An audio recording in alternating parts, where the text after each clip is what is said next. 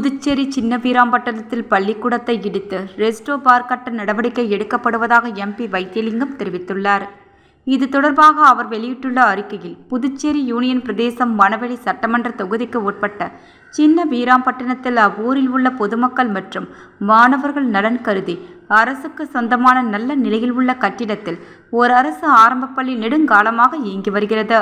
இந்நிலையில் அரசு ஆரம்ப பள்ளியின் 2 கிலோமீட்டர் தொலைவிலான ஓடைவெளி ஊரில் உள்ள மற்றொரு பள்ளியோடு இணைக்கப் போவதாக கூறிக்கொண்டு இந்நல்ல நிலையில் இயங்கி வரும் அப்பள்ளிக்கூடத்தை இடிக்கப் போவதாக திடீரென அரசு தரப்பில் அறிக்கை ஒட்டப்பட்டதை அறிந்த சின்னவீராம்பட்டினத்தை சார்ந்த பொதுமக்களும் பெற்றோரும் போராட்டம் செய்து வருகின்றனர்.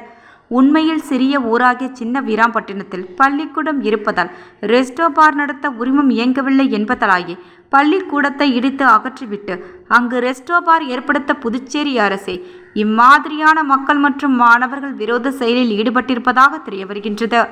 அரசின் இச்செயல் மிகவும் கண்டனத்திற்கு உரியது.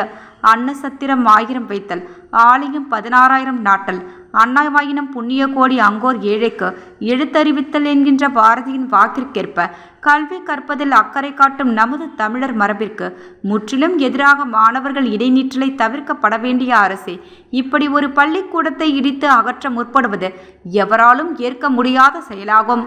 இவ்வாறு ஒரு பள்ளிக்கூடத்தை இடித்து அகற்ற முற்படும் புதுச்சேரி ஆளும் என்ஆர் காங்கிரஸ் மற்றும் பாஜக அரசை கண்டித்து மக்கள் மற்றும் மாணவர்கள் விரோத செயலை இந்திய தேசிய காங்கிரஸ் கட்சி வன்மையாக கண்டிக்கிறது.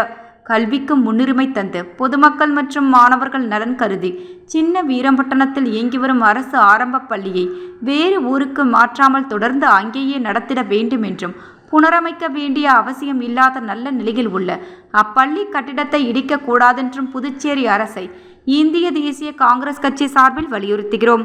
மேலும் போதை பழக்கத்திலிருந்து மக்களையும் மாணவர்களையும் காக்க வேண்டி ரெஸ்டோ பார் உள்ளிட்ட எவ்வித மது கடைகளையும் புதிதாக திறக்க அரசு ஒருபோதும் அனுமதிக்க கூடாது என்றும் இந்திய தேசிய காங்கிரஸ் கட்சி சார்பில் கேட்டுக்கொள்கிறோம் என எம்பி வைத்தியலிங்கம் அறிக்கை வெளியிட்டுள்ளார்.